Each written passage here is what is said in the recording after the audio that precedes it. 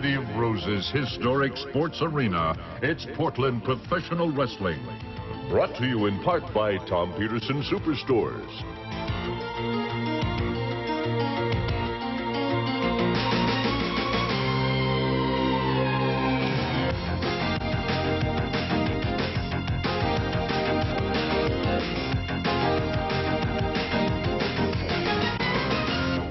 Now, let's go to ringside.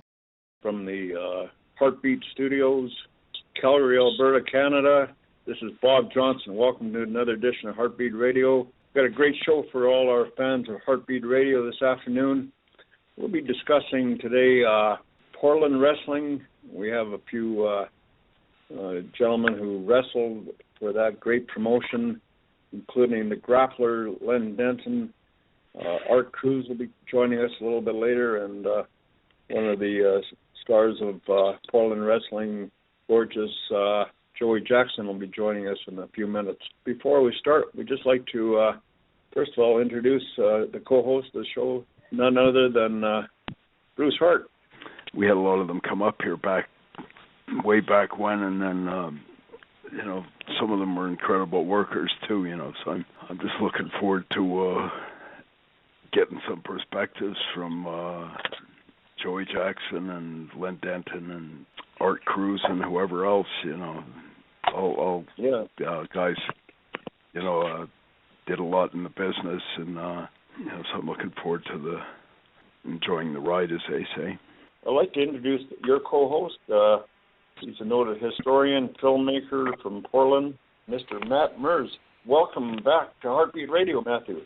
Well, it is a real pleasure to be on Heartbeat Radio once again with a legendary professional wrestler like Bruce Hart, and it's great to be here with the Grappler, Len Denton, and Joey Jackson and Art Cruz, and all the men who made my childhood just great. Yeah, nice to hear your voice, Matthew. I enjoyed the last visit, and I'm looking forward just to kind of revisiting the legendary Portland promotion, and I've said it before, there's not enough guys like you in this business. We lost one of those legendary historians a couple of weeks back with Bob Leonard, but it's guys like you that are preserving and perpetuating the business, and certainly a rich and vibrant history in Portland.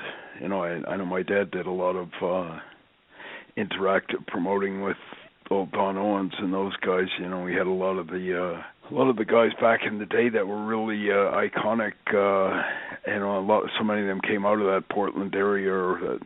Guys like Luther Lindsay and Shag Thomas and Ivan Kamaroff and old Stan Stasiak, guys like that. They were prominent in there back in the 50s and 60s. Those were some of the most respected and legendary workers in the business, and some of those names are sort of not that well known, or they've kind of, unfortunately, like so many others, been somewhat lost in the translation with WWE. They kind of, I think the only few, sad to say, that seem to be have been perpetuated or given, their due respect by WWE, or more recent guys like Roddy Piper and maybe Jimmy Snuka, a few of those guys. But certainly a fascinating, very important chapter in wrestling history came from Portland. So. Well, Joey Jackson is certainly a man of mystery who showed up here from Louisiana years ago in the 1980s and spent a long time here in the Northwest entertaining fans. And it is a real pleasure to have him here. I'm really looking forward, actually, to finding out more about Joey's career, because he is kind of a man of mystery on the Internet.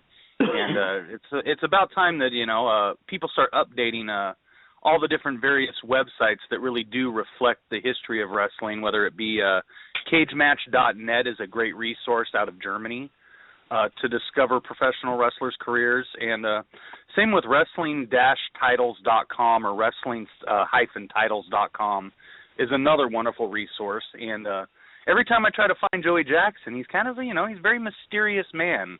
I think he might be a CIA operative. I'm not really sure, but it's great to have him here. And really? As for the other man, the masked man who is going to join us is a 7-time NWA Pacific Northwest heavyweight champion and 11-time tag team champion here in the Northwest.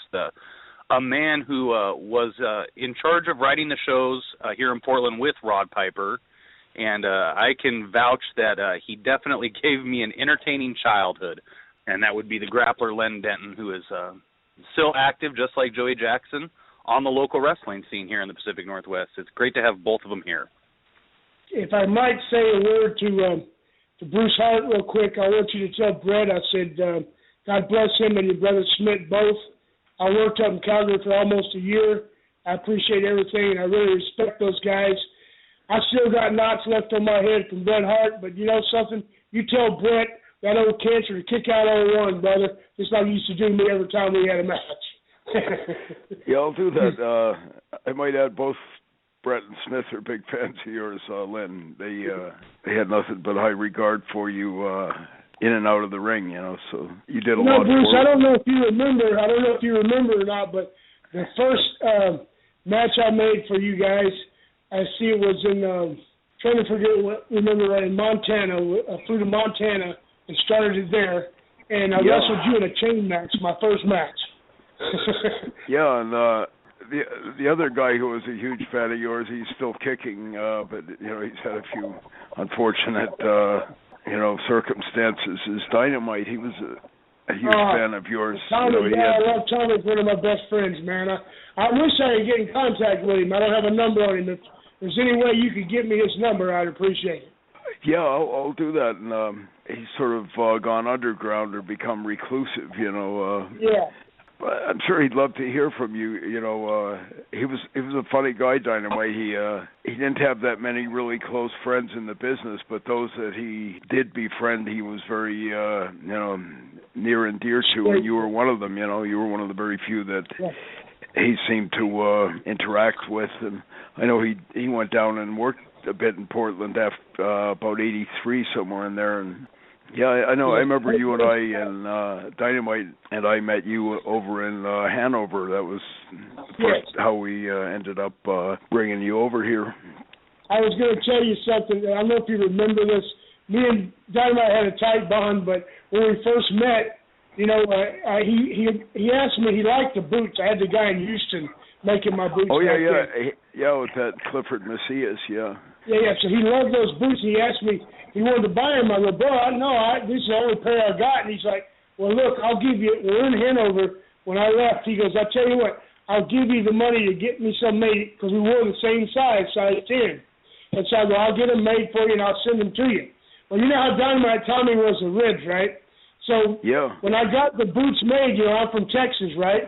So I was starting to put them in the box to mail them to Calgary, and I looked out the back window, and my neighbor, my mom and dad's neighbor, had a Shetland pony tied to a chain, right? And so there's big clumps of shit everywhere out there, and I went and got some dried shit and put it in a bag, horse shit. I put it in the boot and mailed it to him because I didn't know I was coming to Calgary, you know. And I wrote, hey, here's some Texas gold, Dynamite. Enjoy your boots. For a rib, right? So, like 6 months later, I get back in Calgary, and when I drive up, Dynamite's waiting at the apartments, and he's waving that bag at me. I went, calm down, brother, I didn't mean it.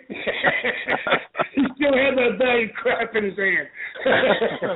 It was a classic. He never forgets you. Matthew and Bruce, I've got another guest calling in right now, and I'd like to welcome him back to Heartbeat Radio, the Cuban Assassin himself, Mr. Fidel Sierra. Fidel. How you doing? Yeah, I'm listening to my brother from another mother there, the Grappler, you know. He talked about Dynamite and all that, and I remember our short period there in Calgary, or my short period, but it was great. Yeah, great to hear from you, Dave. I remember you up here in Calgary in the maybe about 1980, somewhere in that stretch. Yeah, I worked as Crazy Dave Patterson, I think, for your dad, right? Yeah, I remember, I think Dynamite and I can't remember if Dave Schultz had started yet. I think Jake maybe, or... I teamed with Len Denton there, and I wrestled Leo Burke, and we did something, and God bless your dad, Stu. Oh, boy, Hito, was he here? He came out there, and he wanted to give me one of those elbows from the south side of Calgary. I don't know what I would say there, but... Yeah. Tell you best, is Yeah, that's it.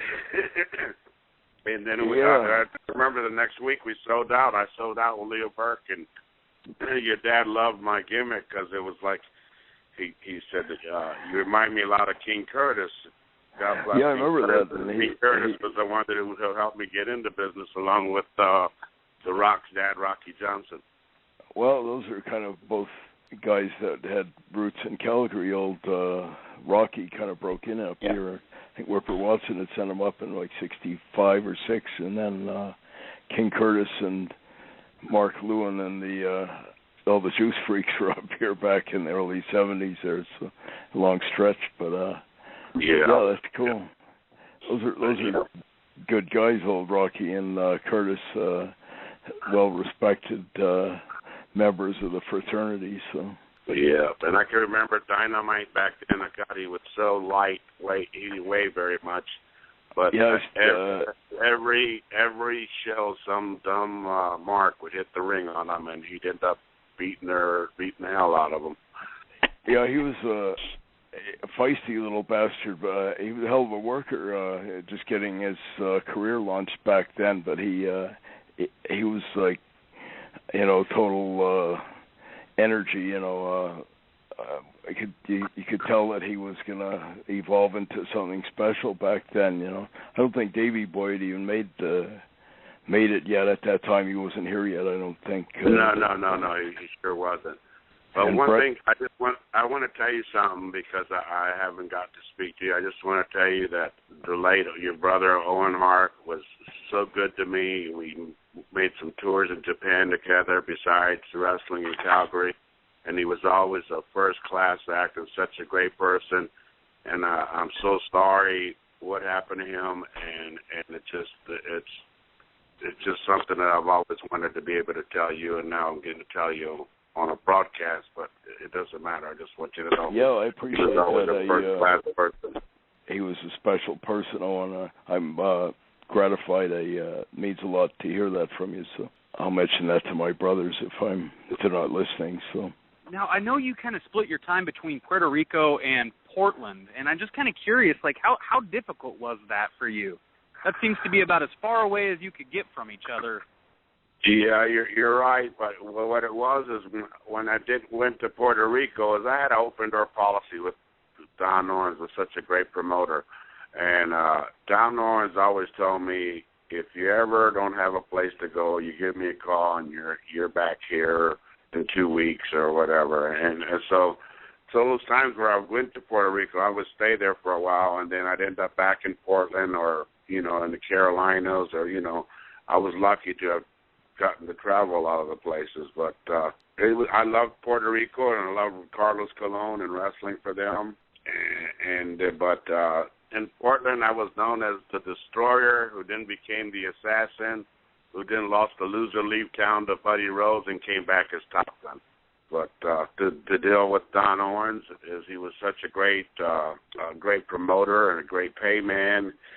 He truly treated me like gold, and I had the privilege of being part of the late Buddy Rose's army, and then Rip Oliver's clan, and then me and the Grappler, Len Denton, teamed up, and it was great. And I had feuds with all of them, and those Oregon days are great.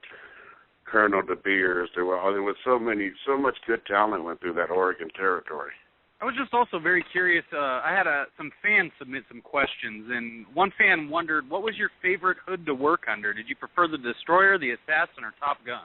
I didn't have a preference, because the first two, Don Owens gave me those names, and even though when he gave me the Destroyer, I said, well, there's already Dick Byers who wrestles as the Destroyer.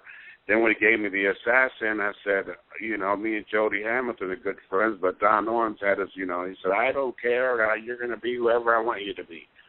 But then I came up with I lost a loser leave town to Buddy Rose as the Assassin, and then came back 3 weeks later as Top Gun, and then Buddy Rose put a bounty on me and to whoever unmasked me and proved that it was the Assassin, because they had seen me before one time without the mask. I did a match where I was going to take the match off TV in the Portland Sports Arena, But then if you didn't come to see that match there, you weren't going to see me without the mask. And it sold out. It was a good idea, and it sold out. But I don't know. Those Oregon days are great. But I loved the Top Gun. When I came as Top Gun, the movie had just come out, and me and Buddy Rose rode with that. That feud went, and we drew some great houses. And, and I had the privilege of working so many guys there. Kurt Hennig, God bless his soul, he was sent there, he was groomed, and I knew he was being groomed because I knew one day he would end up with Vince, and he sure did. And his first sellout was against me as the Assassin in a coal miner's glove match. And, and Jay's the late Jay Youngblood. It was his birthday yesterday, God bless him, and he helped me go to Oregon. And, a lot of people don't know this, but I was in Australia when Jay Youngblood passed away, and I held him in my arms for 45 minutes in the hospital, and it was the hardest thing to do in my life. Yeah, it's sad. Was that a heart attack? Or? Well, he had something going on with his pancreas, and then he had like a heart attack, and then these machines were keeping him alive, and he was like in a coma, and it was just a numerous thing, but it all started with his pancreas. That's too bad. I knew him way back in Amarillo. I think before he's just kind of a kid then. With Ricky Romero, his dad, and all like that. Nice guy, Jay. Always really decent person. So yeah, those are names that evoke a lot of images and memories. Kurt Hennig and Jay Youngblood, both great. And what? Great so many of our brothers that are gone in this business. That and it's way before their time. Way before their time, and it just you think about. That's why I went to that Cauliflower Ear Club this for the first time this year, because Red Bass thing used to try to get me to go, and I never went. I went this year, and I seen Nick Buck. I've seen a bunch of people that, I mean, I never see that. I could be gone tomorrow, or and it just you get to see these people one more time, and it just means so much because you in our business, if you're not in WWE, you're not going to be inducted into the Hall of Fame. So that Cauliflower Ear Club, you get to. It's a way of all of us as brothers and sisters and family members, and we all get to go there for 2 or 3 days, talk, see each other, and it's nice to reunite one more time. Definitely a trip down memory lane. Tell me, Dave, how did your stint go in Puerto Rico? My dad originally sort of started Carlos, and I got Carlos and Jovica. They went from here to Puerto Rico, where they kind of launched that promotion. Carlos, first time I went to Puerto Rico was in '85, and I had right off the bat, I had a feud going with Carlos, and then went on to feud with Invader, and then with Savio Vega's TNT. But with Carlos Colon, it was great. And Jovica, he's his own person, and I'm not going to talk bad about him. I've had my ups and downs with him, but I always got along with Carlos and all that. And now, me and Jovica have made peace with each other, but it was over paydays we always fought over. But those things happen in our business, but you got to forgive sometimes. And they had a good run. The Puerto Rico, they did some pretty damn good business for a sustained period there. With Carlos as the top face for the longest time, but they did a lot of business with a lot of different guys. I remember a lot of guys got their careers launched over there. Even some of those guys, unfortunately, Brody. Brody had a good run there. Dorian Terry, and even old Gil Hayes was another guy who came out of here and did some business down there. And Michel Martel, some of those guys, I remember we used to send them a lot of our heels and stuff to work with Carlos down there. Yeah, and that was great back then, how you could do that. And, the whole business has changed so much these days. But is that place still going, or they still run a bit down there? They just had, they call it Summer Madness weekend this weekend, and they do some pretty good houses. That's good to hear. Did Carlos' son working down there, Carlito, or any of those guys? Yeah, he's there for this weekend. But about 3 months ago, Invader wrestled Carlos Colon, and now you got a picture that with their over their ages, late 60s, and at least, yeah. Yeah, and believe it or not, the people, it sold out like 8,000 people in Caguas, and like 2,000 or 3,000 people got turned away, but they all really came to see that one match, Invader versus Carlos, because it was the first time Invader had turned heel and wrestled against Carlos, and it was amazing, you know. That's good to hear. I'm glad to hear that. It's sort of testimony to the images they etched in people's minds back in the 70s and 80s. Because in this day and time, you know that if two guys in their late 60s, anywhere else but Puerto Rico, I don't know if they would have got that reaction. And them people, they were like every punch that was thrown, they were, whoa, whoa, and the way they are in Puerto Rico. And they were into this. And it was just, it was just unreal, because you just don't see that no more in our business. Especially you really got to see that change too, Dave, which I find kind of interesting, because I know you started in '78, and I've always been kind of fascinated by, when did you start to see that turn happen where you no longer had to necessarily fear for your life when you were a heel?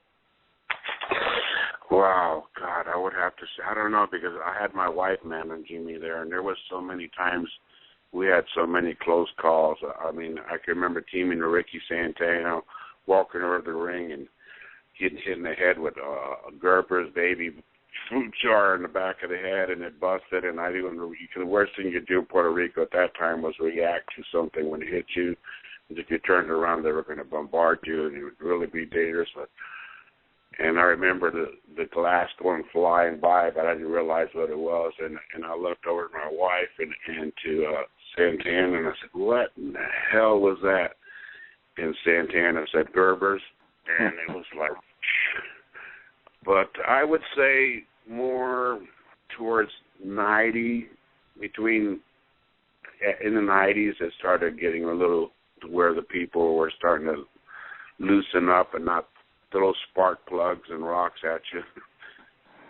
What about in the Portland area? Because it's like, you can look at you and Dynamite Kid and Rip Oliver break Kurt Hennig's neck in the ring, and it looked like the crowd at the sports arena was ready to riot.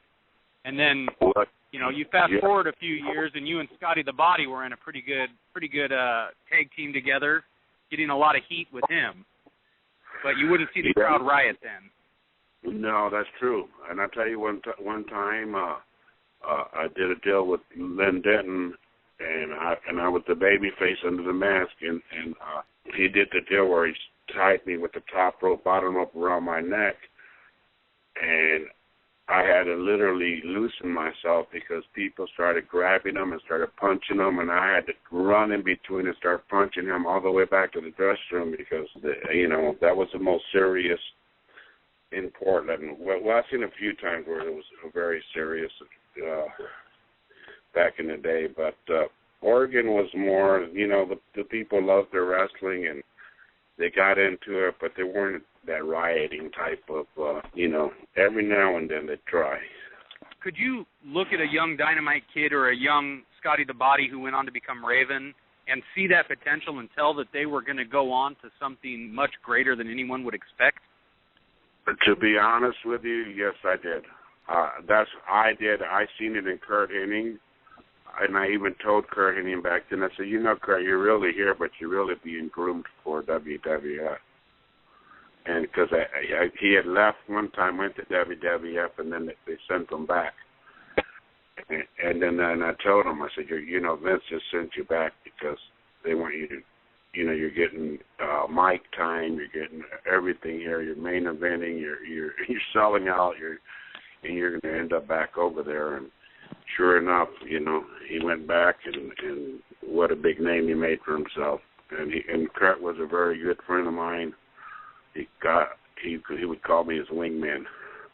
I had the unfortunate event of me and my wife finding him dead in Tampa. And it's just the stuff that happens in our business, and that was the hardest thing, knocking on that door. I stayed in the room next to him, and knocking on the door and no answer, and then finding him dead. It was like, it just, Yeah, pretty devastating. Yeah, and I've had that, like I said, it sounds crazy, but holding Jay Youngblood, seeing Kurt Hennig, seeing so many brothers lost, just way ahead of their time, and just yeah, it's bad. Pretty disheartening. We Owen and Davey Boy and Benoit, some of those guys I relate to. They're just kind of sobering. Now, at what point in Portland, Dave, did you guys start to see the writing on the wall? Did Don Owen come in the back and tell everyone that he was going to close up shop? I'm not clear when you left Portland. I had left a little before that.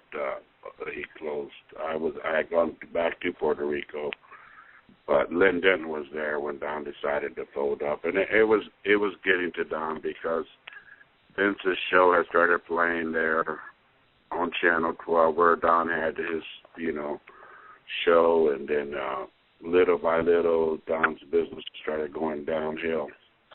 Don fought it as long as he could, but it's just that transition took over, where the people wanted to see sports entertainment more than, wrestling the way it should be to me and the way it was, and territories and all that. And I'm not knocking Vince because, Vince is a billionaire. I've always thought Vinny shot himself in the foot. I'd say it again. I think that's one of Vince's biggest mistakes is, he didn't need to be eliminating or putting out of business places like Portland or Minneapolis or Calgary or any of those other places. He should have been, kind of using them to his advantage. Using them. Those could have been his developmental places. Or places to send some of his guys that after they've had a run and they need to give their faces a rest. He's got a bunch of guys in there right now, including Kurt's son. They've kind of wasted him, in my estimation, they haven't used him anywhere near his capability. They had him, with Michael McGillicuddy or whatever the hell, and then they brought him back as Curtis Axel. I don't know why they don't just call him Kurt Hennig's son, what the hell. Right. But he's never been, in my estimation, he hasn't been. My deal is I would have him as Kurt Hennig's son and call him Mr. Excellent and have him do everything Kurt used to do. Was Roddy, he was still there when you guys were there, eh, Roddy Piper? Yeah, God bless. Roddy was there, and we had a lot of good times. Buddy Rose, Rip the Crippler, Oliver, and then there me and Grappler, Joey Jackson. It was great. I mean, the crew of guys we had running around there back then. Did you have some of those old graybeards back then? I remember Stasiak was down there a bit. I don't know that he was still around. I'm not sure if he was. Man was still around. Yes, he was. I'm not sure if he was wrestling then, or if he was a booker or an agent, or. No, he was wrestling, but maybe in his last legs, I guess. Old Stan. And I remember Stan when I was a real little kid up here in the late '50s. He was working with my dad. I think he was originally from Quebec or something like that. Yeah, I just want to say this part. I mean, I don't know if any of you ever got to go see, and I'm not saying this because the Grappler's a great friend of mine, and we've had our feuds and we had great. But if you ever get to go see that standing show that he does, it's one hell of a show. I've been in Portland. I got to be a little bit in there for maybe 3 or 4 minutes, but what a job he does at that. And if he's anywhere on any part of the country, and y'all know he's there, I would definitely make sure you go check that out. Yeah, hey, Dave, you know, it's funny you brought that up, Dave. I got 2 shows in March booked for the stand-up show, the Grappler Uncut and Uncensored I do. What's the show about? Forgive my ignorance, but I didn't even know about it. Here's how it started, Bruce. First it started with Roddy Piper, and Roddy was doing a one-man stand-up show, not a comedian show, but just telling stories about our life in pro wrestling. Because let's face it, only few people like us, unique people, have lived that lifestyle to be able to tell the honest truth. Here's what happened in the ring with Andre. Here's what happened in the ring with Bruce Hart. Here's what happened in the ring with Bret Hart. Here's what happened in the ring with Ric Flair. Not many people have lived that life and still alive, actually, but we have, right? So Roddy started out doing it, but then unfortunately poor Rod passed on way too quick. But then I took it from there, and the guy that owns Harvey's Comedy Club here in Portland, which helped Roddy develop his show, it's helped me develop my stand-up show. And it's like we basically tell stories of my life in pro wrestling throughout the years, and it's got a theme to it, a start and end, and then it's a good hour show. It's very interesting. It's catered to wrestling fans, and they really seem to enjoy it every time I've done it. I'll tell you, I was there when Lenny did the first show, and it was very entertaining, very funny. You know, you don't get to hear stories like that too often. You know, usually you gotta buy a WWE DVD just to get a little hint of what it was like to be a wrestler back then. And Lenny, man, he's had such a career. It's so amazing. From Abdullah the Righty, driving Abdullah the Butcher around the nation to booking a show with Roddy Piper. I mean, he has some very unique perspectives. I think Lenny's going to start a trend with wrestlers doing stand-up shows too. It's certainly a different experience than reading his autobiography, which is also an excellent read. Yeah, and that's, thank you for saying that. And the people involved, like I'm sorry to butt in, but the people involved, like from Harvey's Comedy Club. Coach, I call him Coach, but he's great. He does a heck of a job putting all this together, and then you add Lenny to the mix. It comes out. It's just great. You got to be there to see it. Well, you cross paths, Len, with a lot of the really legendary guys. A lot of people maybe aren't familiar that you were involved with the Funks at one time, and you had interaction with some of those old crowbars like Ox Baker and Sweet Hansen and Ole Anderson and Bill Watts and some of the, Yes, sir, buddy. Any one of those guys kind of conjures up a lot of images and all, anyone that's been in the business, and you mention the name Ox Baker, or you mention the name Terry Funk, or you mention the name Sweet Hansen, people in the business, they get, there's all kinds of stories and images attached to those guys, Yeah, you're right, brother. You're right. There's a ton of stories that I've had with those guys, and you know what, Bruce, and what's so easy about the show is I'm standing up there telling the truth of the stuff I've been through. I'm not making it up, so that just makes it easy to do, Well, there's an old saying, truth is stranger than fiction. You couldn't make up most of the shit that happened up here in Calgary. You probably couldn't make up. Yeah, I know, you're right. Grappler's leaving the one out when we were coming back from Eugene, and he hit that black ice in the Panther, and he ate the grill, and then we almost got hit by a car, and it was Starsky Hutch, and dove over the rail, and all kind of stuff. But I just remember that. And I got a couple on Joey too. I know that there's a big deal being worked on for Portland wrestling and around the country. And I don't know if y'all have talked about that yet, but that'll be great. And I love all you guys, and take it easy. From Fidel Sierra, the Cuban Assassin. Thanks for joining us. Always a pleasure. And I'm hoping one day to get down to Crazy Dave's bar down there and having a pint with you sometime. Yeah, that'd be cool. You might know, like Dave, he always has to tag out all his time to get heat. Joey Jackson, you out there, boy? I'm out here, brother. Good, buddy. Hey, maybe you guys don't realize that, maybe you don't know, but I'm the guy that trained Joey Jackson. Oh, is that right? That's true, Bruce. I trained him in Houston, Texas. He was one of the best students I ever had. I couldn't stretch him, so I had to put him in the business. What era was that, Len? Come on now. That was before you ever made it to Portland, or? Yeah, that's before I ever got to Portland. Matter of fact, if it wasn't for Joey, what happened was when I came to Portland, I was in Texas working for Fritz, and Joey was here, and Rip Oliver was the booker, and Rip Oliver got booked with Vince in WWE, and then Joey went to bat for me with Don Owens, and Rip as well, but Joey kind of was the guy that really catapulted and helped get me the job as the booker here the first time. And thank God for Joey. That was what a hell of a chance that was, you know. What was it like back then, Len, with Fritz? That was maybe just before his kids were getting into it, or were any of them working then? Kevin and Kevin was on top at the time. Kerry before he got his hurt and all that. Mike was still alive. Believe it or not, I worked with Mike even. What was it like in there? Was Fritz? He was probably still going strong, the Clawmaster or something like that back then, or was he? He was making appearances. But he was pushing the hell out of the boys, you know. And I tell you, they were over strong as hell. I mean, big time over in Texas, you know, because they pushed the heck out of them. And Kerry got over really strong, Kevin too, you know. And it was almost like a religion down there. The Von Erichs were, you know. Oh yeah. They had a bar there in Fort Worth where we go, the guys after wrestling, drink for free just because the Von Erichs came twice a year to visit. I mean, they were like carte blanche everywhere they went, you know.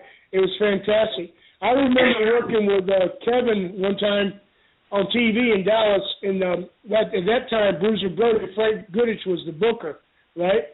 And he comes to me and he goes, hey, and I was wanting to stay, and I've been there about a year, and he goes, Lenny, you know they're getting ready to let you go. I go, yeah. He goes, you got Kevin on TV tonight. He goes, if you get some good color, he goes, I might be able to get you 6 more weeks. And so I went out and I got the claw, right, Bruce, and I did my thing, and I was in the shower trying to get it to stop, and it was just pull pump. I got to hit a pumper, you know. And Brody opens the shower curtain. He goes, hey, they got you 12 more weeks, kid. Good job. That's the way it was in Texas, okay? It was digging and dying, brother. Well, I got a couple questions for Lenny that I would love to ask about when he first came into the Northwest, which would have been like probably late 1987, maybe? Yeah. 87. And how long before did you become the booker? Were you brought up to be the booker, or is that something that happened after you were here?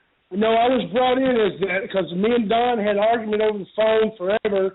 It seemed like for I finally hit a price he would pay, you know, because I wasn't coming this far without a guarantee, and so I got the guarantee from Don, which he reluctantly gave, but it worked out. But yeah, I came in as a job as the booker. Believe me, I heard from Don Owens every week, you better get this place off its ass or you're gone. Well, you know, I can testify because I was, 7 years old then, and I can tell you when you look back at it, you can see a real lull in 1986. Portland wrestling was pretty boring, and when Lenny came in, it was the shot in the arm the business here needed for sure. And he really came up with so many creative stories, from having his own feud with Carl Stiles, the one-eyed goofball, to creating Scotty the Body, who went on to become Raven. And that's a guy with quite a bit of history, I know Brian Adams, I think, came in under your watch. Matt, Matt, there's, but any guy, any booker worth his salt will tell you, you had to have help. I didn't do everything by myself. Dave, the Cuban, he helped me a lot with ideas, different particular guys that worked for us. And then when me and Roddy Piper got together and done it, it really took off. And if you want, I'll tell you what was a funny, excuse me, you'll like this story. This is how the Roddy Piper thing, this is how we got to be co-bookers together in this territory, okay? I was, like I told you, Dom was always going, hey, you better get this place going. And he would always get on me and say, hey, you hotshot Texans, y'all think you know everything. Everything's big in Texas. Well, how come you can't sell out the sports arena? And he would just harp on that every week. So finally I went, hey, I said, Don, I tell you what, you let me do what I want to do on TV for 6 weeks. Don't let your son Barry get involved in it. You don't get involved in it. Just let me work my angles. If I don't sell this place out, I'll quit. You don't owe me a dime. I'll go back to Texas. He shook my hand. He couldn't wait in the dressing room to do it. And so, 6 weeks later, he let me go, and we sold the place out and turned away 600 people. And so Don was like pissed off. He was happy with the house, but he was pissed because he lost, right? And so I was laughing, making a big deal out of it in the dresser. We're getting paid. And so when come time to pay, Don gave me the same money I always make. And I said, Don, we just sold the place out. He goes, I don't care. You take that and leave it. I don't give a shit what you done. So I go, you know what, Don? I go, I'm going to get my money. You owe me at least another $1,000. I'm going to get it back one way or the other. And believe it or not, like a month later, I got booked in Japan to wrestle Fujinami for the world belt. And I was over there about 3 weeks. And every day I called my wife, collect. See, Don always paid my phone bill because I was a booker. So every day I called my wife, collect twice in Tokyo. So when I got back, Don had like a $1,200 phone bill. He wanted to kill me. And I said, I told you I'd get my money back, old man. Well, anyway, that's when he had the meeting with Piper. He fired me as a booker and hired Roddy, and was making a big deal out of it in front of me. But Roddy's so busy with his schedule that he said, Don, listen, I got all kinds of movies coming up. I'm working for WWE under contract, and I'll do your TV show, but I need an assistant. So I want to hire the Grappler, Len Denton, as my assistant. So I got hired right back in the same meeting. Hired and fired in the same meeting. God bless Roddy Piper. Those are some great stories. Well, we've got another gentleman calling in here who has been through Portland more than on one occasion.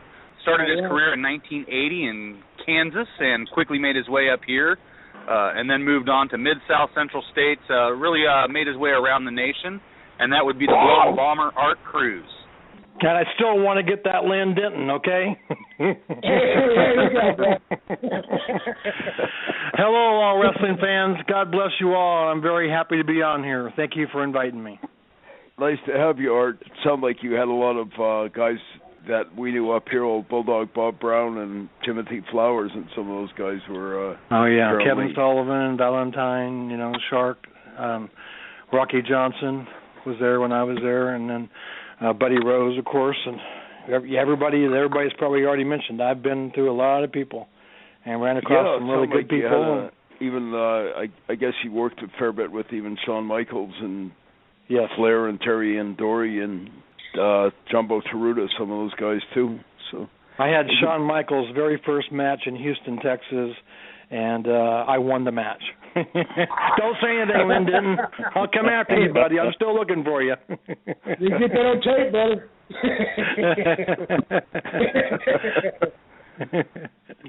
It was good times, and met a lot of good people and a lot of people that needed advice, and we tried to help each other out, and that's teamwork, and that's the big thing we worked on. Yeah, I know you have an autobiography coming out also, don't you, Art? Yes, I sure do. Where can we get it? Amazon.com, or you can just mail it to our P.O. Box 103, and that would be Port, P-O-R-T, Berry, B-E-R, and that would be Louisiana, and the zip code is 70577. What's the name of the book if we look it up on Amazon? Name of the book is We Made 'Em Look Good. Okay. And Ric Flair and I are in a tag team match, and I believe that was in St. Louis and Missouri. And that's the picture that's on the front of the book. And I believe Len Denton and Joy Jackson are all in the book, too, somewhere. I'd probably do a job for somebody. Yeah. As you look at things, I heard him about what Don Owens did, but you get Don Owens' brother, and Sandy Barr was like a dad to me. He treated me so darn well, and then when I left, he always kept in contact with me, and it's too bad. Everybody that's passed, over 50-some wrestlers now in our business within the last 12 months have deceased, and they're just everybody's passing away with something. And I've got a back problem. Everybody I know has some type of a back problem or something with the head, and everything else. So, but it was a good run, and I enjoyed it, and I enjoyed the wrestling fans. Well, I know the fans appreciate all the work you guys put in and sacrificing yourselves to entertain all of us. Yep. And we all appreciate it. And you guys probably, I don't know if you hear it enough. I don't think you guys really do. Everybody's so obsessed with the World Wrestling Entertainment nowadays, they forget about the men that paved the way and exactly. the shoulders that are being stood on. Thank you. Just the title of your book probably sums up what you guys were all about. We made them look good. That was your mission, was to go out and make the guy you're working with look good and get him over. And that's not always the case these days. Too often in WWE it's more about getting themselves over and maybe not even appreciating the poor bastards that are going out and taking their bumps and busting their asses to get you over, So that's almost kind of sums up the psychology of the business back in the day. I'm sure Len would tell you the same. The best guys were the guys who, Dynamite and Cuban Assassin and guys like that would about 90% of what their MO was getting the other guy over, not themselves, And I tease Len Denton, but I do that for a reason, because he's a very good man, and he did good things, and he helped other people out, and he busted his ass. Even just doing radio talk, it takes a lot of work, and got fans involved, and did a very good job. Yeah, that was one of my best memories of Len up here. Was he always went out and got whoever he was working with, including Brett and some of those guys were pretty young back then and just getting started, but guys like Len and Dave Sierra and the original Cuban Assassin, Angel Acevedo, and guys like that would go out and work with guys like Davey Boy and Brett, and some of those guys are sort of skinny, mop-haired rookies at that time, and they would make them look like $1 million, And Yep. Hey, Bruce. Yeah. Bruce, do you remember? Bruce, I don't know if you remember this. This is a classic. When I was in Calgary one time, or when I first went there, Owen, God bless him, was just a little boy, right? Yeah. And you guys had a sheet, for TV, like, okay, here's your interview, here's your match, here's your interview, here's your match. Oh, yeah. It was in pencil, right? And so I go up there and I look, and he goes, okay, you got an interview. It's always posted outside the toilets in the dressing room in Calgary. So I go up and he goes, okay, Dynamite Len Denton's got an interview. He had bleached blonde hair back then and all that. I didn't wear the mask. Yeah. Remember that? So I look and I go and I do the interview and I come back and I do my match and I come back. It shows another interview. So I go out and I do another interview and I come back and the match goes by and it shows another interview. Finally, you see me out there, you go, how many damn interviews you going to do? I go, well, I'm just following the sheet. Owen kept erasing their names and writing my name because he liked my interviews. So you jumped on Owen and leave the sheet alone, boy. Damn, you messed the TV up. Yeah. I think that sounds like classic Owen stuff. Owen was even pretty young then, but he was always up to some kind of mischief and shit. I just kept doing interviews. I was burning out, man. I'm like, damn.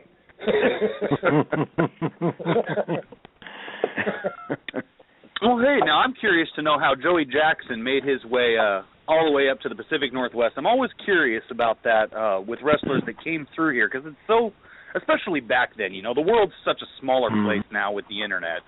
But back then, my God, I couldn't imagine having a guy call me and say, come to Oregon, and I'll give you a job. And you get in a car or on a plane and fly there.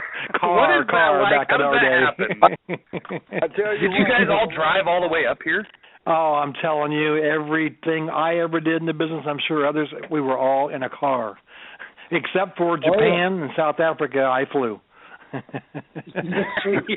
I drove all the way to Oregon on a 2-week promise that I might have a job or I might not. There you go. Where'd you drive from? Houston, Texas. And every week I checked the booking sheet to make sure my name was on it because that was a long drive back. Oh, I'm with you. Topeka, Kansas. Well, Jerry, you know what I told you, wrestler's honor, brother? I promise you, wrestler's honor. You know I told you when you left Houston, hey, you got a job, that's wrestler's honor. I swear on a stack of midgets. The old saying I always like to say, since I've been in corrections since 1987, I'll always say you never know what it's like unless you've had a midget on your back. Honor one. I have. Now, let me ask you guys this, because Bruce and I have talked about this on a previous podcast, and I'd love to hear your guys' opinions. It seems like because Portland was such a distant place back then, and you didn't really see it written about in, PWI or, the Wrestler or any of those publications too much, is it a place where younger guys were sent to kind of learn their craft before they went back east? Because it seems like there were so many names that came through here. And whether they stayed, Chris Adams was here for 6 weeks or whatever, but there's a lot of guys that came through here, and it seems like they really got over here and then went on to much bigger success. Mm-hmm. Well, I'll tell you, honestly, I was in Louisiana when I first started coming on good in the business, and it was time for me to move on. And Bill Watts says, "Where would you like to go, kid? I know everybody in the country." And I went Portland, Oregon. That was 10 years before I ever got to come here. He goes, "I can get you anywhere but Portland." So you had to really be, even though you were like green or new, you had to really be an outstanding commodity for them to get a chance to come here, because everybody wanted to come here because it was your home overnight, plus it had good pay. You could go to a lot of places, but you had to drive 3,000 miles a week, Exactly. That was a tough territory to get into, because Don Owens. Yes. He always kept a fairly small crew, He didn't have short trips, and there was a lot of guys wanting to get in there. And I remember a lot of times my dad would call Don Owens, try to get some guys booked down there, and most times he'd be saying he did, had no openings and all that kind of stuff. But but I remember the guys that came out of there, like the Roddies, and Rick Martel was in there. I think my dad sent him down there, and some of those other guys, and they were all in great demand too. I remember most of them didn't want to leave there. They said the trips were short and money was pretty good, and the wasn't too many politics or not too much to deal with down there. So that was like one of those places where the guys that were in there, kind of coveted their position, and it was tough to kind of crack the roster from what I heard. And like Len Denton said, and just like Joey, if it wasn't for Bob Geigel with NWA and being the president, it was Bob Geigel and Don Owens that had that click together, and that's how I got to go. And I went for the experience. They wanted to build me there and then bring me back, and I came back 2 weeks in Kansas City. I was a TV champion for 3 years. So cool. They did a good thing in Oregon with me. I'll tell you, I enjoyed working with everybody. I remember we had a lot of guys come up from Portland. They told us they couldn't get booked down there. They were actually from there, and Billy Jack, Scott Ferris, some of those guys, and some of them were a bit off the wall too, I might add. Oh yeah. I don't know if Joy Jackson remembers or Len Denton, but after I was there in 1981, when I came back to Kansas City and I was working around there in Tennessee, then I got a phone call telling me that Don Owens made me Rookie of the Year. And I was only in the territory like for 6 to 8 months, and then they pulled me out. And I'm sorry, Lenny, you got fired. He didn't even recruit me. Anyway, those were the days. We had some fun.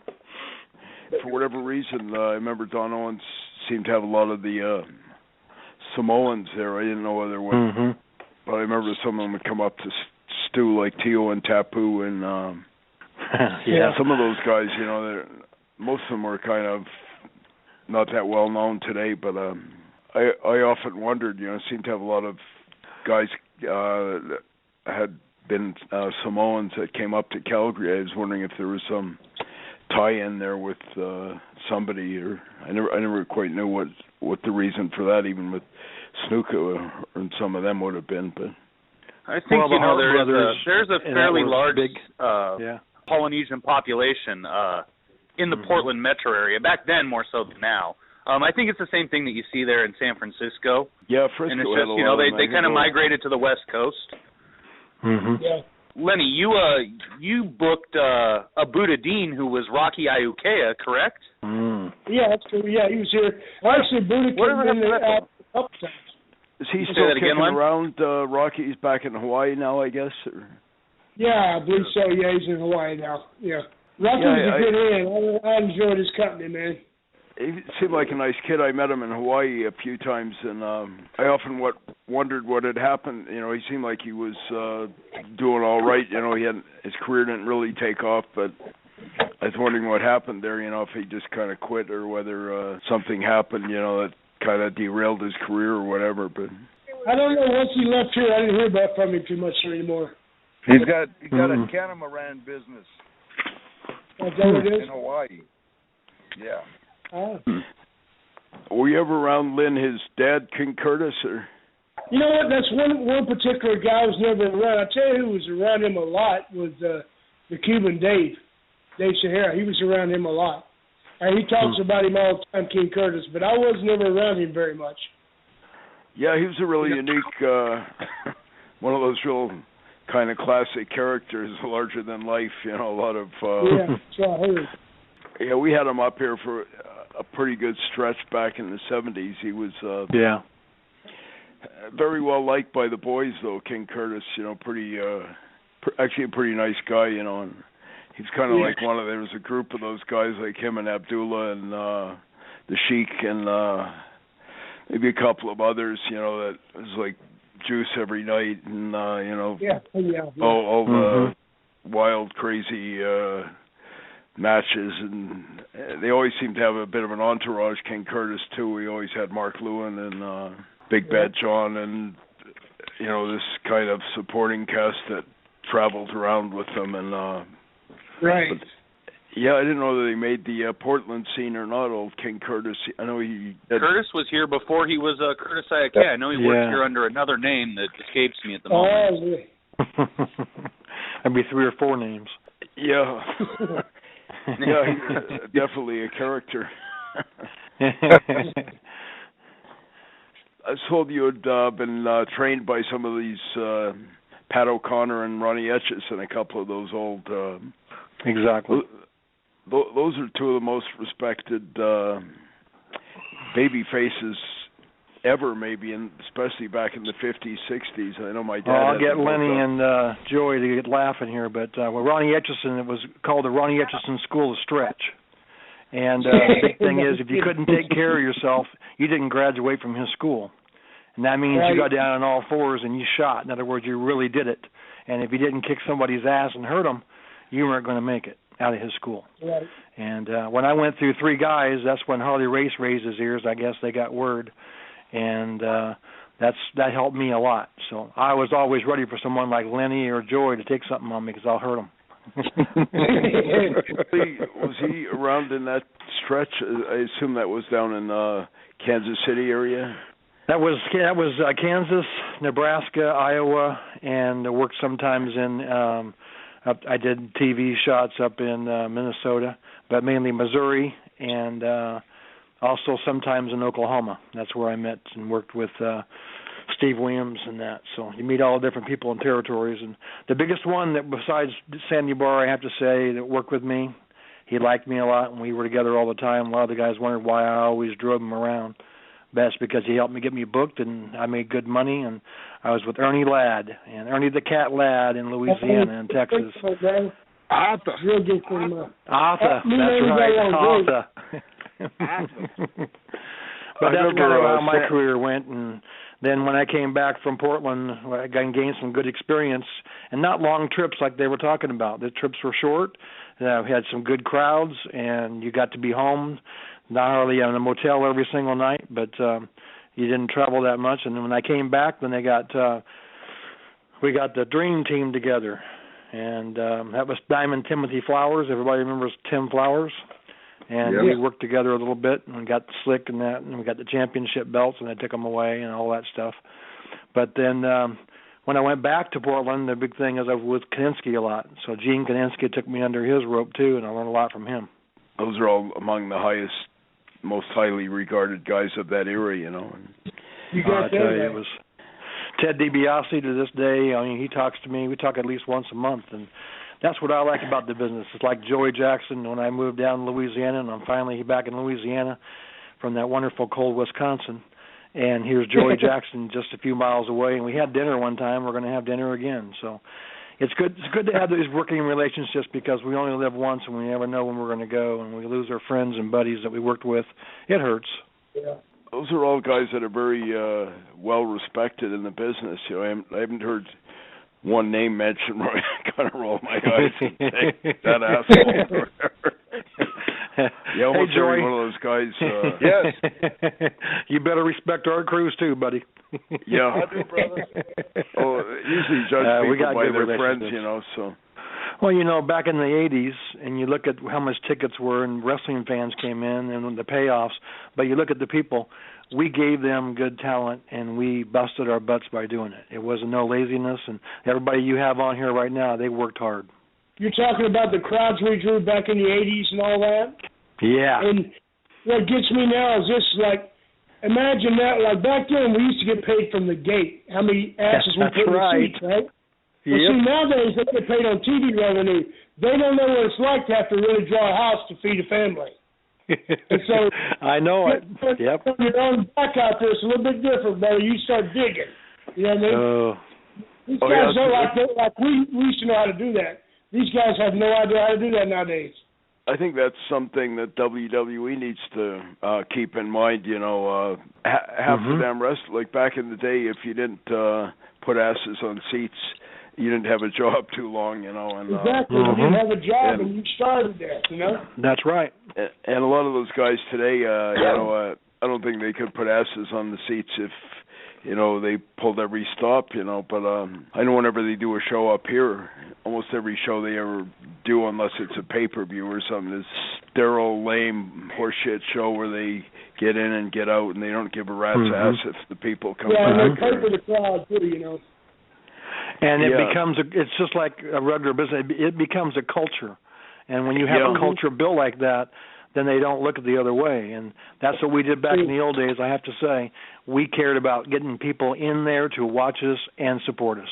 Well, I can tell you as a fan, you know, now I'm kind of old and in the way, and I'm only 35, so.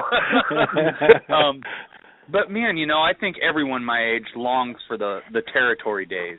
And there was maybe it's the ritual of it. I don't know what it is. Even just last night, I was just watching a little old Portland wrestling, and it just amazed me how hot the crowd was. And today, I mean, you could have a guy go out there with a gun and shoot another guy. I don't think that anybody would even give a shit. Well, I think one of the most telling things is the very few guys that have actually been over in the last 10, 15 years in the business. Most of them come from those, you know, like Daniel Bryan and guys like that. Yeah. Virtually none of them come out of that NXT horseshit, sterile, you know, cookie cutter factory, any of that bullshit. They all, you know, like CM. Well, now they just took PWG, you know, Pro Wrestling Guerrilla, and turned it into NXT basically, and took all that talent. Like you know, Kevin Steen came from there. All those guys are coming from there now. And I still believe they need to have those territories, not just for to reproduce some good wrestlers, but to sustain the grassroots of the fan base, you know. And that's a huge part of it. That's no longer there. Like back in the day, as Len or whoever would tell you, you know, there was like 30 territories around North America, and they were all getting 6-7 shows a week, and the fan base was being sustained, and the marks were, you know, clamoring and chomping at the bit to come back the next week and watch Len Denton and Playboy Buddy Rose or whoever up, you know, and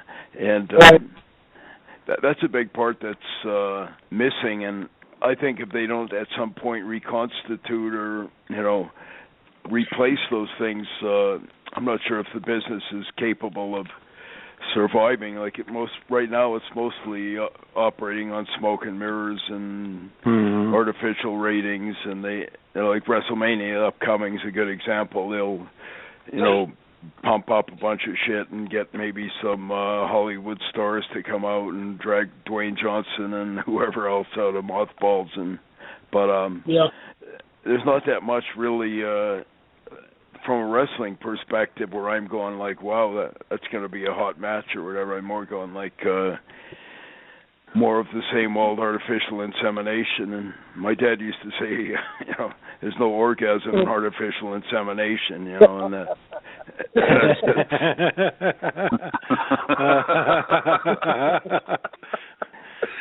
Oh. Now, I know Lenny is, kind of got a unique experience because Lenny has been actively involved in wrestling here in Portland, since, he got here in '87. Mm-hmm. And how have you seen that change so much, Len? From, I know you worked with the Kaporis, you worked with Frank Culbertson, all these guys. Yeah, the one thing, here's where it kills so hard is the talent-wise, is because, you'll ask a guy, you go, hey, a young kid, he's got a good body, he looks like an athlete. You go, how long have you been working? Oh, I've been working 2 years, and I've had 42 matches. Mm-hmm. Mm-hmm. I go, wait a minute. I had 42 matches my first month in the business. Yeah, you know what I mean? Exactly right. That's the problem. They don't have enough shows. It takes time in that ring to be a good worker. I don't care who you are, and to learn how to be, a polished worker. And these guys they have no place to go do that. You know what I mean? There's no way to do it. So it's very rare to find a guy who knows how to work good anymore. And Lenny, don't forget about the holidays. We worked every day, even holidays we worked. Oh yeah, twice on holidays, buddy. That's right. I remember one time I wrestled 7 times in one day. And I wrestled twice on Atlanta TV, twice on Columbus TV, and I wrestled a battle royal, a single match, and a tag in the house show that night. And if you sprain an ankle or hurt a finger or something, you still got to work. You got to get out in that ring and do it. You still got to go. Yeah. Right. If you work twice in one night, you got twice the experience. Yeah, that's exactly right. Yeah. With no extra pay. Exactly. Yeah, I ain't saying I got extra pay. I just had a lot of work to do. So, Lenny, to talk a little bit more about Portland wrestling and your experiences and your time here, where did you come up with all these damn ideas? Was it you and Dave and Roddy? I mean, from Top Gun selling out to Scotty the Body's mother, to Carl Stiles being a one-eyed goofball, to the Southern Rockers being split up. There was a lot of really great stuff you had going on there that was very entertaining to everyone that was there. You really kept that place going. Well, like I said, it was along with a lot of other people, a lot of different ideas from other people too. But there's got to be one chief and the rest are Indians, and I was in charge in case it didn't work. My ass would have caught the fire from Don Owens, so I had no problem doing that. And a lot of help from Dave, and I would take guys, and what I try to do is I look at the guys when I was booking, and I'd go, okay, what's the guy's advantage? What's his pros and what's his cons? And try to stay away from the negativity part and see what they could do good, you know what I mean? And try to think of it from that perspective. And the ideas just start to come. I mean, thank the good Lord, I had a lot of ideas and a lot of people come up with stuff, and we put it together, and it just seemed to flow. It was just a gold mine of ideas and things going on. And, it just kept clicking.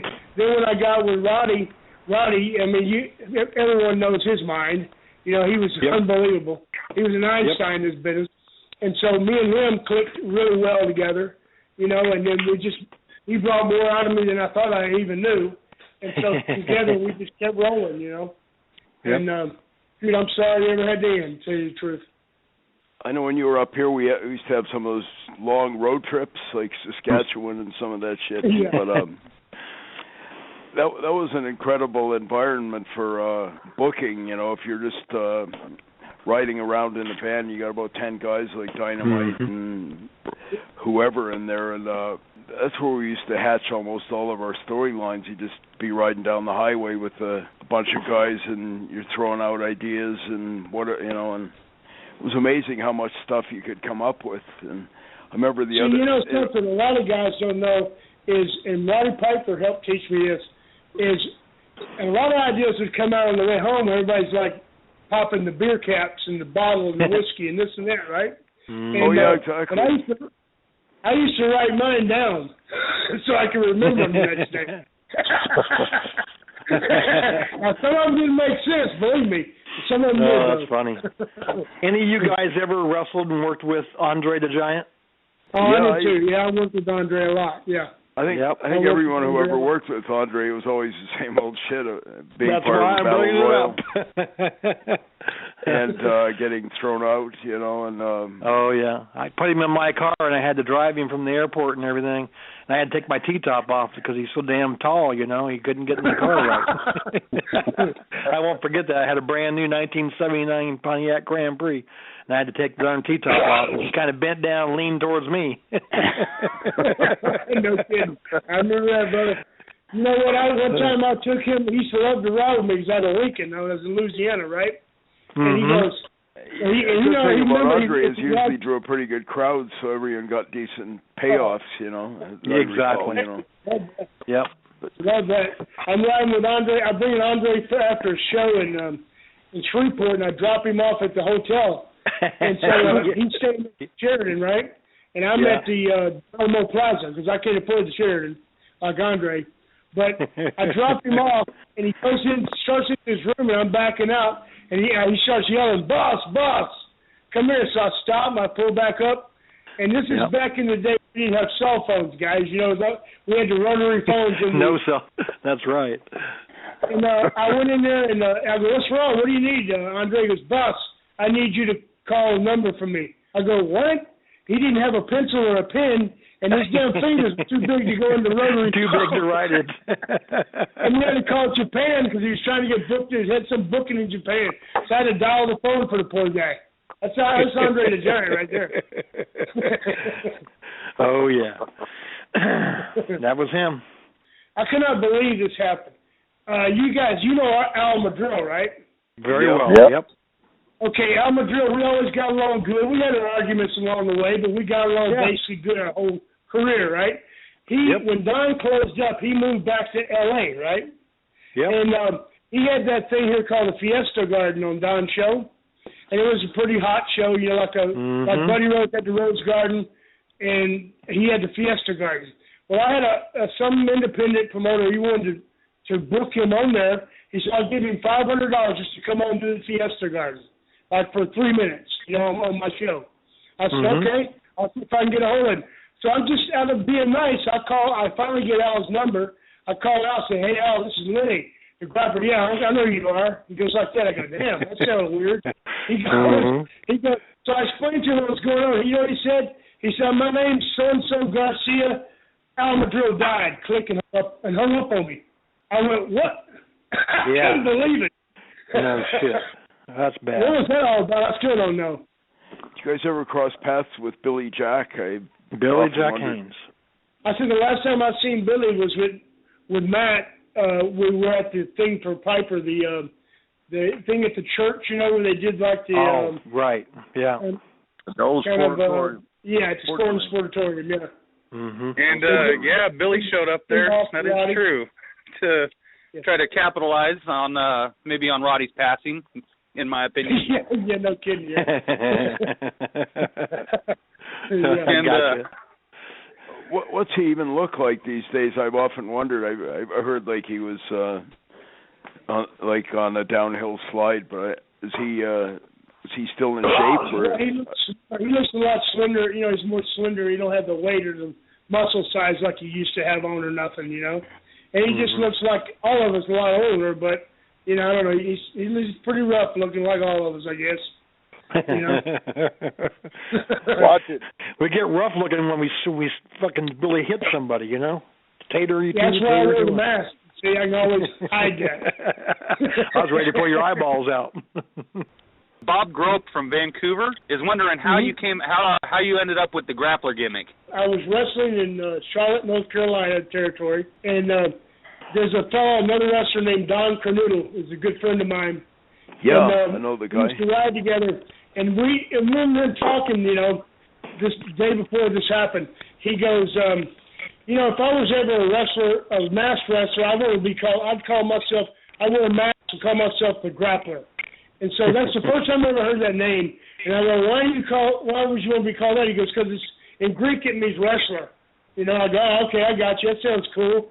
And so the next day I was in Norfolk, Virginia, and I went and worked out and waiting for the match that night. And I come to the hotel and I'm going down the hall of my room, and Gene Lewis, another wrestler, says, hey, I have Buck Robley on the phone here. He wants to talk to you from Louisiana.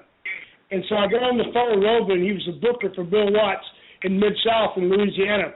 And he goes, hey, you're Len Denton? I go, yeah. He goes, I heard you. Well, he knew me already from when I was younger, but I heard you're working really good, and I need a good top heel here, somebody that's a wrestling heel and get time and knows what they're doing out there.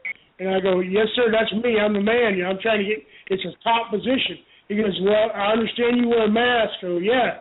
And I'd worn a mask as a challenger, called myself the challenger on Atlanta TV before, just doing jobs. So when he said, what do you call yourself, I said, I call myself the Grappler.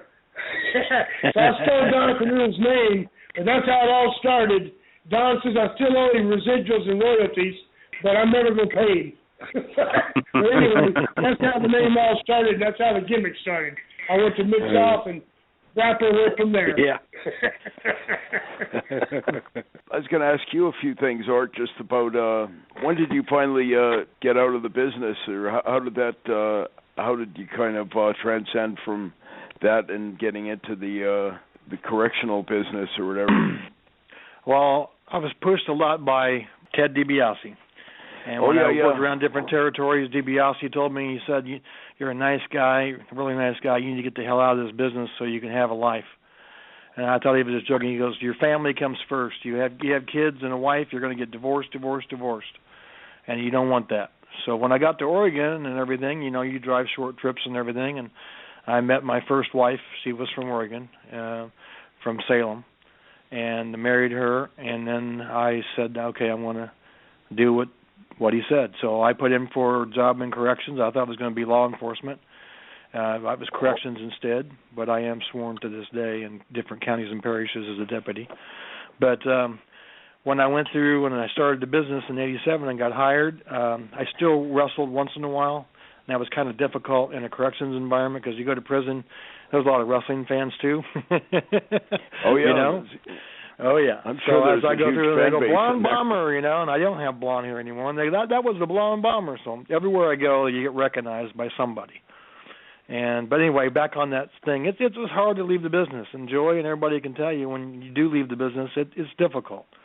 And I didn't officially leave until 2004. And I had my last match, I believe it was in Toledo High School, in Toledo, Oregon.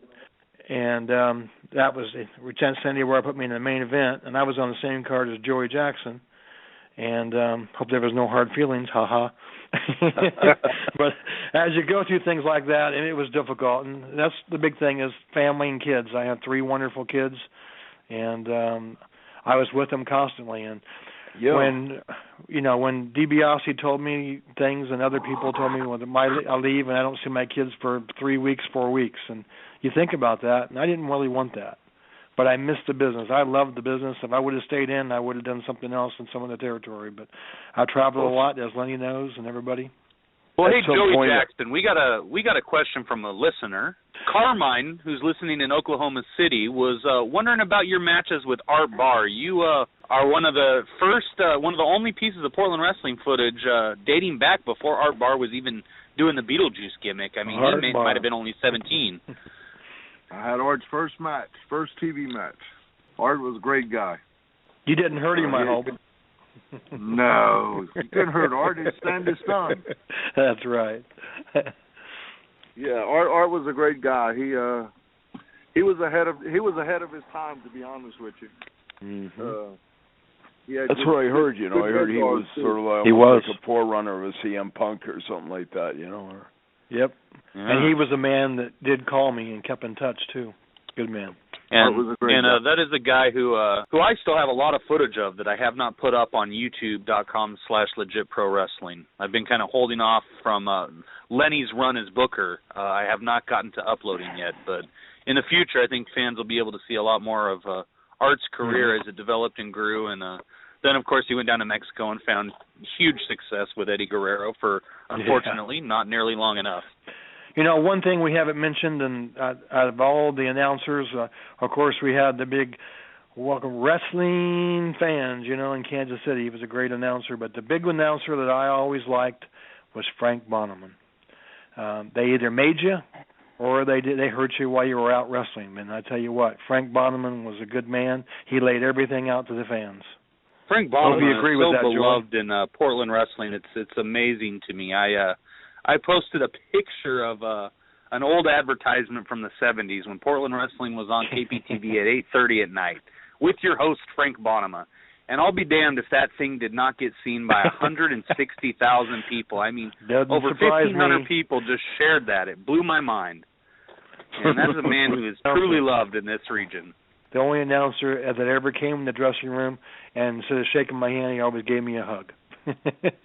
Wow. Good man. Well, hey, I want to thank everybody for calling in here. And I want to make sure all the fans listening check out We Made 'Em Look Good by Art Cruz, available at Amazon.com. Make sure you tweet or Facebook Jeff Manning from the West Coast Wrestling Connection. Let him know you want to see Joey Jackson back in Portland.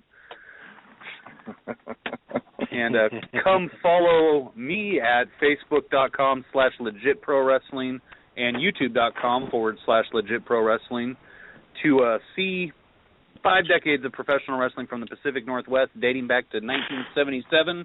And here in the next few weeks, we'll be releasing more details about the Portland Wrestling documentary we'll be trying to get success with on Kickstarter. So I said before, Matthew, if you need any perspectives or whatever, let me know. I definitely would. I would love to sit down with you. So I was fortunate enough to know a ton of those guys, even some of the others that we didn't even allude to, like Sandy Barr, Farron Barr originally, and Tom Andrews, and Stasiak, and Dutch Savage, and of course Luther Lindsay, and Shag Thomas, and all those guys are guys that I knew pretty well. So I have 3 documentaries I'm trying to put out, all based on the Northwest. One is specifically about the life of Billy Jack Haynes. I was able to spend a day with Billy, with him talking, and he was working me half the time, but that's okay. And so that's one of the documentaries. Was there ever a time when he wasn't? Yes. He was really trying to swerve his history, but it was interesting. And so that's one documentary I'm working on. A second is about the independent. Feel free to consult me on that, because I was the guy who gave him the damn name, Billy Jack, and I'm laughing with you, okay? Because why couldn't you do things right? Yep. Yeah, that's his biggest shortcoming was he was working everyone, and ultimately ended up working himself, So. Yeah, ain't that the truth? Sure. So that's a pretty insightful and interesting thing. We actually went to the cemetery where his parents were buried, where he attempted to commit suicide a few years ago. Heard about that. And so it should be interesting. The second documentary I'm working on is about independent wrestling after the closure of Portland wrestling, and kind of the decline of professional wrestling in the Northwest. And then the third documentary, which would be closest to my heart by far, would be the history of wrestling in the Pacific Northwest, going all the way back to 1900, to when Frank Gotch came here, when Joe Acton was training wrestlers at the Multnomah Athletic Club. Talk about the Frank Stojaks and the Carl Ingstroms and the Robin Reeds. You name them, they came through Portland. Eventually you get up to the Roddy Pipers and the Venturas, Snukas, Rose, Wiskowski, Grappler, Dave Sierra. Yeah, Wiskowski. And really that's my ultimate goal. And thanks to guys like, Art Cruz and Joey Jackson and the Grappler and Dave, who are willing to sit down and give me an interview about their experiences here, we should be able to put together a very beautiful story about professional wrestling. Yeah, feel free to give us a call anytime. If, as I said before, we had a ton of those Portland guys up here. I had fortunate enough to... whenever you need something from me, please give me a call. I'm here to help you all the way, because I tell you what, those guys, Don Owens and those guys, they worked their butts off to get that territory the way it was, and I'll be happy to help you all out. Yep. And Gene Kaninsky was in there too. Some people didn't think so, but he was busting his ass too, and did for a long time. British Columbia has such a rich wrestling history. They really deserve a documentary of their own too. Just want to let you know how great that Portland Wrestling Facebook page you have is. Really good stuff. Thank you very much. I hope to expand it to other territories that are lost here in the future. There are a lot of regions in North America that deserve, and outside of North America, that deserve some recognition that they don't get from the WWE. And I think with fans uniting, I think it's very possible we could do one or even two documentaries a year to highlight the lost territories. I appreciate it. You did a hell of a job, and it's great to hear some of your perspectives. And we've only scratched the surface. So, give me a call sometime if I can give you anything on any of the Portland history. You know, I knew a bit about it, and was fortunate enough to run with so many of those guys that you've been mentioning. So many of those guys are just going to disappear to time if something isn't done to preserve their legacies. So many of the ones you mentioned are legendary guys, you know, that have been almost kind of forgotten. But I'm sure it would be a pleasure to talk about them. Thanks very much. Thank you, sir. Have a good one. You too.